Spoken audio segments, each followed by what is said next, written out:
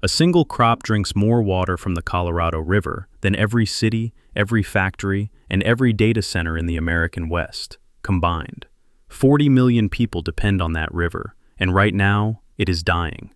But here's the part nobody expects. If you banned alfalfa tomorrow, the river would not necessarily recover. It could actually collapse faster. That sounds backwards until you see how the system really works. The Colorado River is not just a water story. It is a legal story, a dairy story, a farm credit story, and a flexibility story. Alfalfa is the crop everyone blames because the water numbers are enormous. But the same biology that makes it thirsty also makes it one of the only crops in the basin that can shut down temporarily without dying. And that matters because much of the West's other high-value agriculture cannot. In this story, we are going to follow the chain from ancient forage history to federal irrigation law, then to milk prices, Chinese tariffs, Saudi groundwater politics, and the one strategy that can actually give water back to the river without hardening the crisis further. The Colorado River feeds water to 7 western states, sustains 5.5 million acres of farmland, and has been trapped in a megadrought since the year 2000, the driest 22-year stretch the region has endured in 1,200 years. Lake Mead and Lake Powell sit at historically low elevations.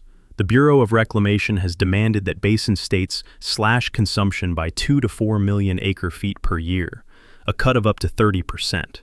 If that does not happen, the entire system faces total collapse. So where does the water go?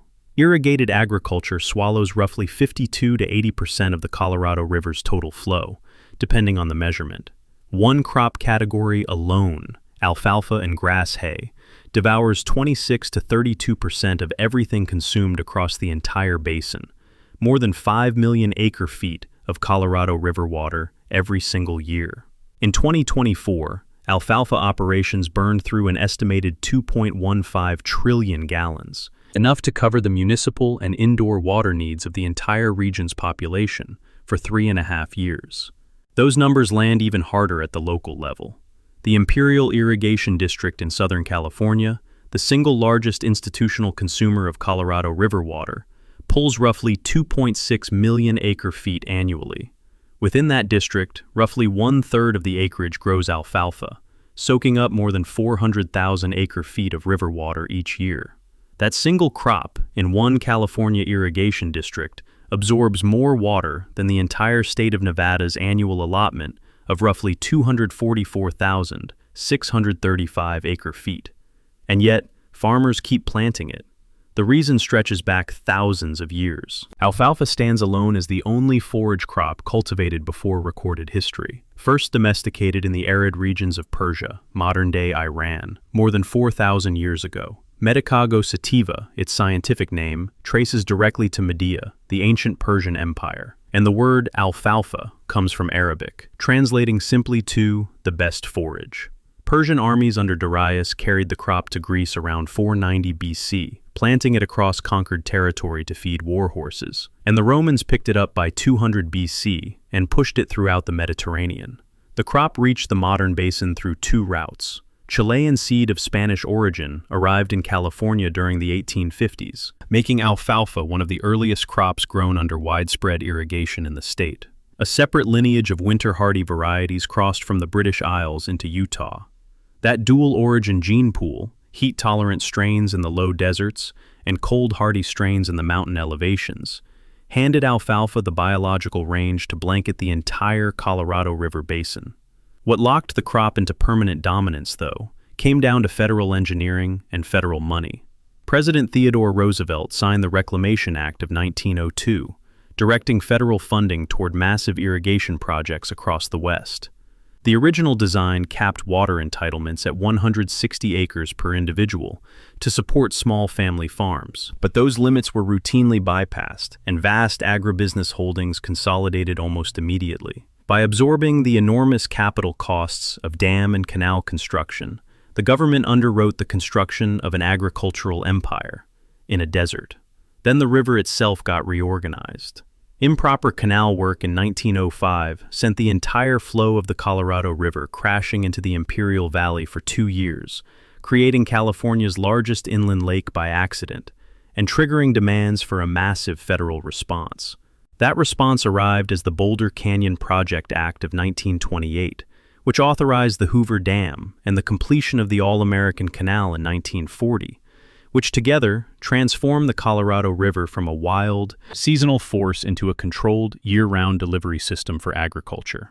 Alfalfa thrived under those early flood irrigation systems because it tolerates heavy clay soils and responds well to deep field soaking, which meant the infrastructure itself incentivized the crop's expansion. The legal framework built on top of that infrastructure is the real trap.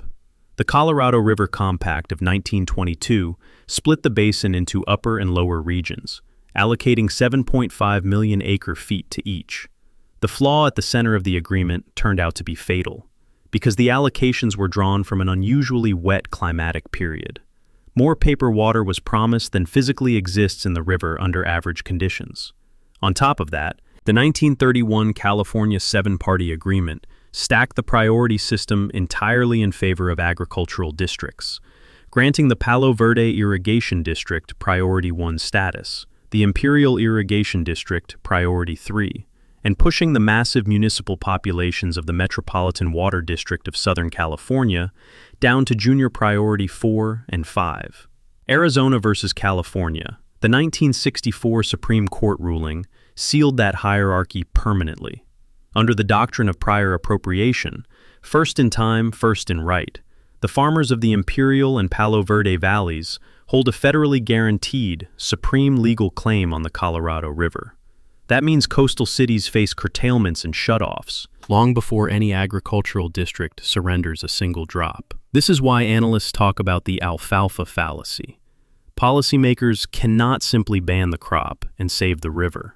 Even if a state somehow outlawed alfalfa, the senior water rights holder faces no obligation to leave the conserved water in the river, because the legal right attaches to a volume of water, not a specific plant. The farmer can switch to an entirely different commodity while diverting the full historical allotment. Banning the crop changes nothing about the basin's total water consumption.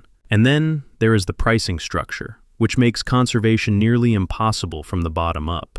Agricultural water districts pay an average of $30.32 per acre-foot for Colorado River water, while municipal utilities pay an average of $512.01 per acre-foot, roughly 17 times more. Nearly 1/4 of all water diverted from the lower Colorado River arrives completely free of charge at 5 specific agricultural districts. Farmers inside the Imperial Irrigation District pay a flat rate of $20 per acre-foot. No economic signal exists to push consumption down. This gets even harder once you look at what alfalfa actually does. It is not some disposable luxury. It anchors a multi-billion-dollar domestic meat and dairy supply chain. California alone carries an estimated 1.8 million dairy cows, and across the broader basin states, roughly 2.5 million cows live on mega dairies. Between 75 and 85% of all alfalfa produced in California goes directly to those dairies, and no other field crop generates more protein per acre. Dairy cows need the high protein, high calcium, physically effective fiber that alfalfa delivers to maintain their milk yields. Without it, herds develop subacute ruminal acidosis and laminitis, conditions that wreck animal welfare, suppress immune function, and shorten productive lifespans. Feed costs eat up 40 to 60% of the total cost of producing milk. Whenever alfalfa prices spike during drought, dairy margins crumble. Econometric models confirm that a 20 to 25% jump in raw forage costs pushes retail milk prices up by 10%. During recent drought cycles, 66% of affected cattle producers resorted to forced herd liquidations because feed simply was not available at any affordable price. And those mass sell-offs permanently damaged the structural capacity and genetic base of the U.S. cattle herd, requiring years of breeding to rebuild. That means cutting alfalfa production is not just a water problem. It is a food price problem. The international dimension makes it even more volatile. In 2022, China bought approximately 1.66 million metric tons of alfalfa, absorbing 57% of total U.S. alfalfa hay exports, and the value of hay shipped overseas from the Colorado River Basin states hit $880 million that year. Then that market vanished, almost overnight. Early in 2025, China slapped a punitive 125% tariff on U.S. alfalfa hay, more than doubling the delivered price, and forcing Chinese buyers to source from Europe, Africa, and South America.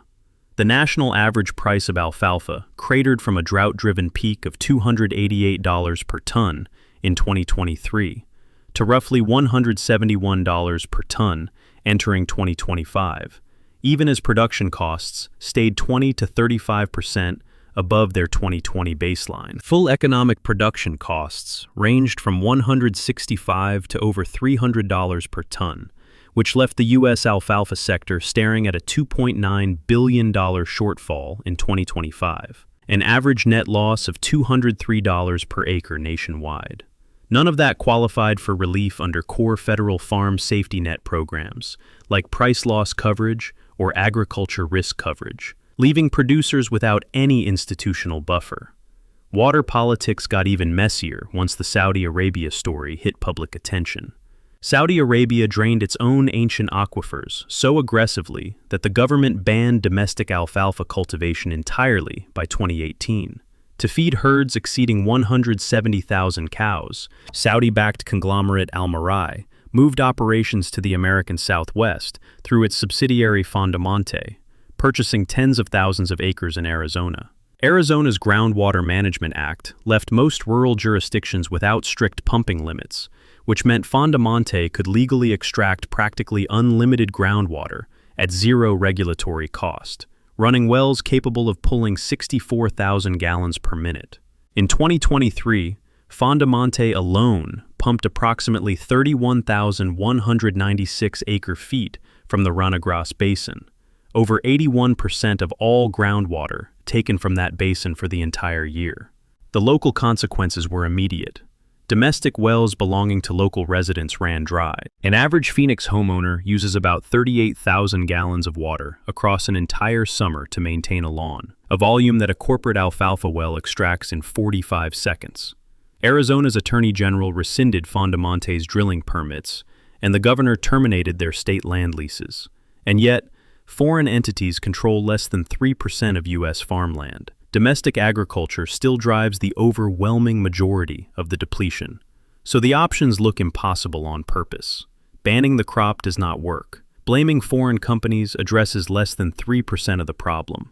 Eliminating production triggers food price inflation and rural economic collapse. But the solution sits inside the paradox itself, because the same biology that makes alfalfa a massive water consumer also makes it the most flexible drought management tool in the entire basin. That flexibility matters because many competing crops cannot turn off safely. Almond orchards, vineyards, and pistachio groves represent multi-decade capital investments that die if water stops for a single season, permanently hardening regional water demand. Alfalfa operates completely differently, a deeply rooted perennial with a taproot that can reach over 10 feet into the soil profile. Shut the water off, and it does not die. It drops into drought-induced dormancy and recovers once irrigation resumes. That opens the door to deficit irrigation, a deliberate strategy of giving the crop less water at the least damaging time. Close to 40% of alfalfa's seasonal water demand concentrates in the extreme heat of July, August, and September, a period when the plant's biological efficiency collapses and the yields come back low, woody, and heavily lignified. Suspending irrigation completely after the first or second summer cutting saves approximately 2 acre-feet of water per acre. Advanced modeling estimates that applying this uniformly across 926,000 hectares in the southwestern United States could conserve between 1.33 billion and 4.15 billion cubic meters of water annually, a 16 to 50% reduction in the crop's total water footprint. And here's the counterintuitive part. Mild water stress actually improves forage quality. The leaf-to-stem ratio climbs, concentrating premium nutritional content in the surviving tissue, and the resulting hay grades at supreme or premium dairy quality, commanding higher prices per ton. Farmers lose volume and gain value, and at the same time, they avoid the labor, fuel, machinery, and pest treatment costs of harvesting low-value summer cuttings. This is not just theory. The System Conservation Pilot Program ran from 2015 to 2018, compensating agricultural producers for voluntary, temporary reductions in consumptive use, and generated 22,116 acre-feet of verified water savings, at a total program cost of $4,555,747. In Utah, a recent pilot paid producers $390 per acre-foot to leave fields unirrigated. Since 2005, the Metropolitan Water District of Southern California has paid farmers in the Palo Verde Irrigation District $180 million to fallow farmland and leave the conserved water in Lake Mead. History shows what happens when societies ignore this kind of nuance and reach for a scapegoat instead. Before the 1960s, the Aral Sea ranked as the fourth largest inland body of water on the planet. Soviet central planners decided to turn the surrounding steppe into a global cotton empire, constructing canals like the 1,200-kilometer Karakum Canal to divert the rivers feeding the sea directly into the desert. As much as 75% of that diverted water evaporated or seeped into the sand before reaching a single field. Stripped of its inflows, the Aral Sea shrank to less than 10% of its original volume. The exposed seabed became a toxic wasteland, and massive dust storms laced with accumulated pesticides ravaged public health across a 1,000-kilometer radius. Cotton took the blame worldwide. The actual cause sat in the rigid quota system and catastrophically inefficient infrastructure, not in the biology of the plant. Florida's Everglades repeated the pattern under different circumstances. After the Cuban Revolution, federal policy incentivized a massive expansion of domestic sugar production in South Florida. The heavy application of phosphorus-laden fertilizers poisoned a naturally nutrient-starved ecosystem, choking native flora with invasive cattails. Big Sugar captured the water management district supposed to regulate it and blocked environmental reform for decades. The parallel to the Colorado River is direct. The 1922 Compact mandated unyielding water deliveries based on flawed hydrological assumptions, exactly the way Soviet planners mandated cotton quotas, pointing at alfalfa as the cause of Lake Mead's decline. Mirrors pointing at cotton as the cause of the Aral Sea's destruction. The crop is a symptom, not the disease. Meanwhile, the rural economy absorbing the pressure is already cracking. Chapter 12. Farm bankruptcies climbed 46% in 2025, reaching 315 filings. Total U.S. farm sector debt is forecast to hit $624.7 billion in 2026. Operating loan volumes surged over 30% for 3 consecutive quarters in 2024, not for growth or expansion, but for farmers borrowing money just to cover seed-to-harvest costs. Community banks managing portfolios under $500 million absorbed 75% of the $15 billion rise in farm lending. And if a wave of defaults rolls through, those banks go under, dragging entire agricultural counties with them. The damage is already visible in the Imperial Valley. The closure of the Spreckels sugar refinery in 2025, the last sugar refinery operating in the western United States, wiped out a market that supported 22,667 acres of sugar beets and generated over $89 million in gross revenue.